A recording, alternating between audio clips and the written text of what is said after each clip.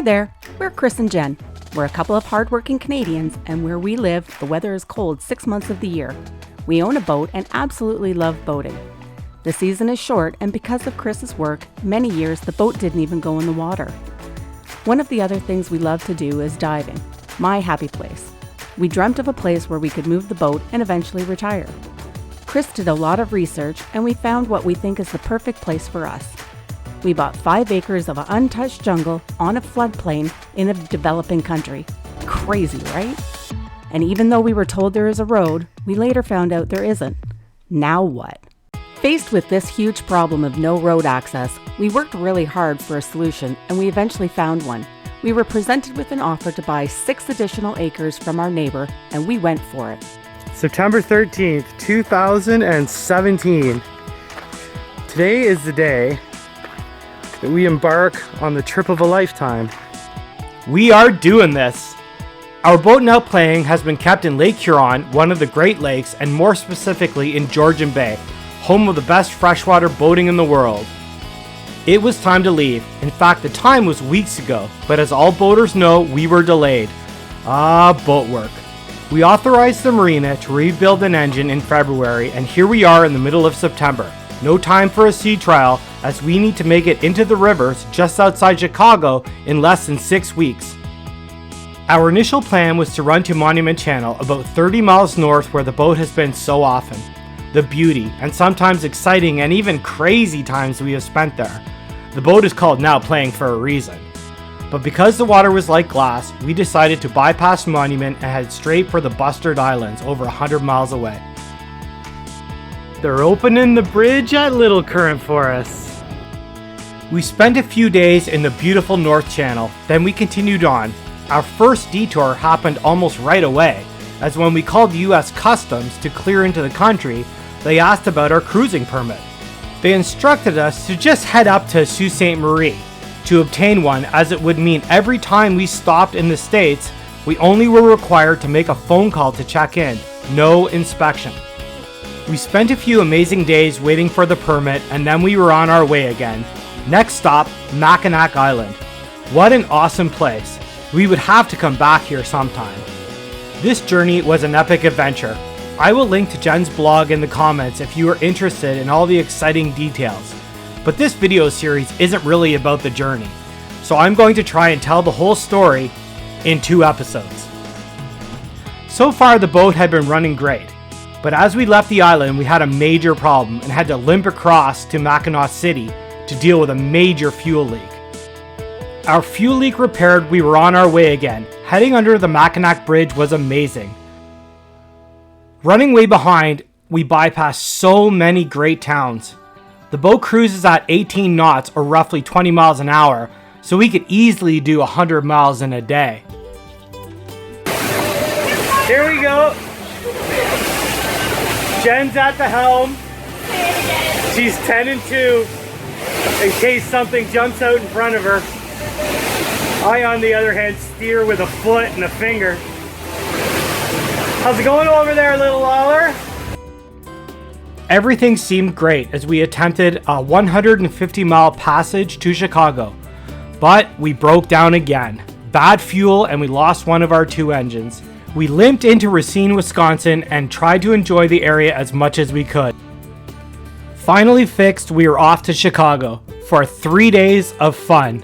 We were gonna make the rivers. That's the end of the regular season. We made it! The first leg of our trip is done. We entered the Illinois River, and now the whole of the USA and 28 locks stood in our way to get to the Gulf of Mexico. We really enjoyed this part of the journey and soon found ourselves in the Mississippi around St. Louis. Seems like a dream trip, right? It wasn't all fun. Chris isn't retired and is still working, so on 5 occasions he left the boat and drove back home to work. The trips were anywhere from 10 days to a month. I came back with him a couple of times, but couldn't wait to get back to the boat and keep her moving south through the locks. As you can see, it's cold. It was getting down to freezing at night and there was no one around. It was getting late in the season, so we had to keep moving. Okay, this lock is flying. You can clearly see it dropping like crazy. Usually it's very subtle when you see the drop. 7 locks in one day. Sun is going down. Now we just need a place to anchor. Along the way, we met lifelong friends Johnny and Darla in Kentucky and then helped step their mast in Mississippi. I bet no one has ever done that before. Here comes our anchor. Here we go. Our journey down the rivers was amazing. These were busy waterways and the gigantic barges were everywhere. There was so much going on, we quickly realized the importance of this waterway to the U.S. The wildlife was also amazing. We even had a herd of deer cross the river right in front of us. 110 miles to the Gulf. Beautiful day, fog's lifting. It's gonna be warm. I might break out the shorts. As usual, everything seemed great, but a little later we broke down on the river and were dead in the water in a really bad location. No one would come help us, but eventually we got the boat running and made it to Mobile at 1 a.m. The details of that day are nuts. We left the boat safely tied up, packed up the rental, and headed home for more work. Oh yeah, and a trip to Belize. November 17th, 2017. Standing out here on Bocatura Road. Standing right in the middle of the road. So I'm gonna walk in. This is gonna be really bumpy. This is gonna be how the road starts. There is a bend up there. And right here we are more or less on the right grade that we need to be on. So all they really need to do through here is dig this down actually a bit, level it off, and put the top coat of rock down. Sounds easy, right? Well, it's not as easy as it seems. The soil is clay, which can be very difficult to work with.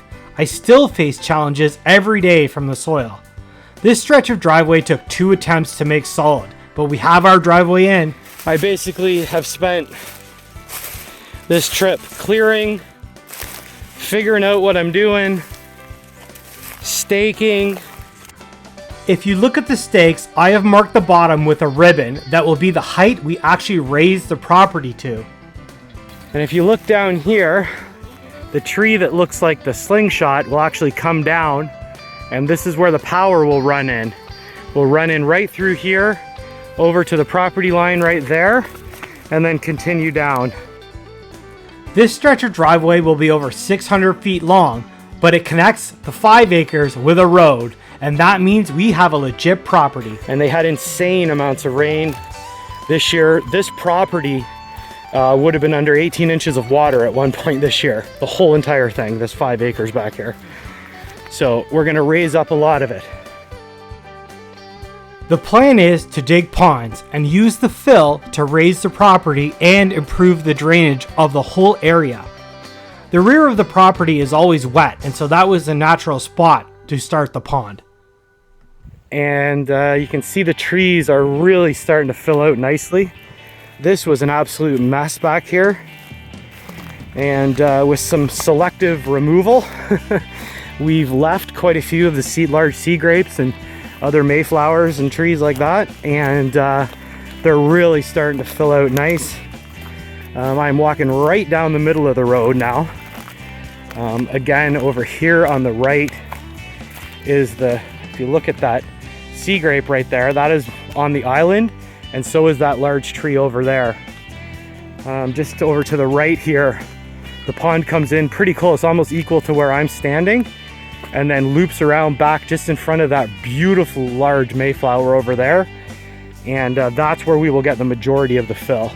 I've instructed them to dig as deep as they can and get as much as they can from over there. You can see by the ribbons on the stakes, we need a lot of fill. In the center here, there is an unbelievably gorgeous sea grape that's a main focal point of the project. On the left here is where the pool will be, sort of a general entertaining area, maybe some grass, beach volleyball, who knows, hot tub, whatever. As you can tell, the plan is constantly, well, evolving, I guess. We have adopted the slogan, "Fake it till you make it," and that is exactly what we do every day. No designers, no architects, no engineers. just an insane amount of research trying to figure out the best way to do everything without running out of money in the process. But I'm probably taking, I would say, maybe half of the trees out of here to give us more airflow and better view up the river. It's looking amazing. My instruction to the guys now is to let's make it clean. So we're going to be cleaning up, burning. They'll be digging out the big machines will dig out a lot of stumps. The guys will burn them. Oh, the poor garden. Those damn crabs have taken so many of the smaller plants. The larger plants and the palm trees have all survived, and the traveler palm is so big we can't even move it. She is looking good. I'm headed back tomorrow, and from there we are jumping in the car in a couple days and driving back to Mobile to keep moving the boat down here. Hey, thanks again for watching. This episode was part 1 of our journey in bringing the boat to her forever home. Make sure you subscribe to check out part 2. For additional updates, be sure to follow us on social media. See you next time.